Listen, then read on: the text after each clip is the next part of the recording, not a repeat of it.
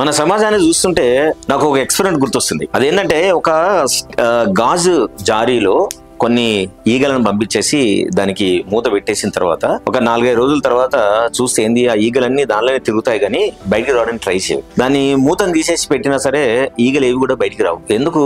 లోపల ఉన్న ఈగలన్నీ కూడా దానికి కండిషన్ అయిపోయినాయి. ఇంతకంటే మనం పైకి ఎగరలేము, మనం పైకి పోలేము, మనం ఆల్రెడీ ప్రయత్నం చేశాము, మనం ఇందులోనే ఉంటామని అందులోనే తిరుగుతూ ఉంటాయి తప్ప బయటికి రాలేము. ఎగ్జాక్ట్లీ మన సమాజం కూడా, మన చదువు సిస్టమ్ కూడా మనం అట్లానే చేస్తుంది. ఇది ఎందుకు వచ్చింది? మనకు బ్రిటిష్ నుంచి వచ్చింది. బ్రిటిష్ వాళ్ళు అప్పట్లో సైనికులను వాళ్ళు అనుకున్నట్టు చేయడానికి కోసమని ఒక ట్రైనింగ్ ప్రోగ్రామ్ ఇచ్చేసి వాళ్ళు ఇచ్చిన ఆర్డర్స్ ను తూచా తప్పకుండా ఫాలో అయ్యారు. అలాంటి సిస్టమ్ ఎగ్జాక్ట్లీ తీసుకొచ్చి మన దేశం మీద 400 సంవత్సరాలు రుద్దేశారు. దాంతో ఏమైంది, వాళ్ళప్పుడు మనకు ఇంగ్లీష్ నేర్పించారు కానీ ఓన్లీ గవర్నమెంట్ జాబ్ కోసం పోరాడమని చెప్పారు. ఎడ్యుకేషన్ సిస్టమ్ ను మొత్తం మనం ఎట్లా చేశారు, ఓన్లీ ఎంప్లాయ్ చేస్తారు తప్ప సెల్ఫ్ ఎంప్లాయిడ్ ఎప్పుడు కాలేరు. మీడియా ఏం చేస్తుంది, మనని కన్జ్యూమర్ చేస్తారు తప్ప క్రియేటర్ ఎప్పుడు తయారు చేయలేదు. అలాగే సొసైటీ, మన పాలిటిక్స్ అన్ని ఏం చేస్తాయి, మనని ఫాలోవర్ చేస్తారు తప్ప మనని ఎప్పుడు లీడర్ కానివ్వు. సో ఇవన్నీ వాటి గురించి మనం ఎవ్వరము క్వశ్చన్ చేయకుండా వాళ్ళు అనుకున్నది అనుకున్నట్టే చేయాలని మన సమాజం, మన పాలిటిక్స్ మనని నిర్దేశించు చేస్తూ ఉంటాయి. కాబట్టి సమాజంలో ఉన్న వాళ్ళు ఎవరు కూడా ఇది దాటిపోయి ముందుకెళ్ళడానికి ఆలోచించరు. ఎంతసేపు నెల మీద వచ్చే జీతము, నెలకు కట్టాల్సిన ఈఎంఐస్, మన నెలలో ఏం చేయాల్సిన పనుల గురించి ఆలోచిస్తారు ఈగల్లాగా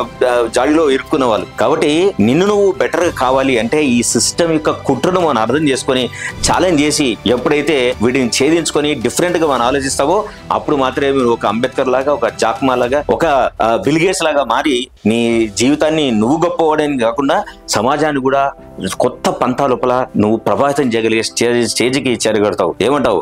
learn to challenge the situations.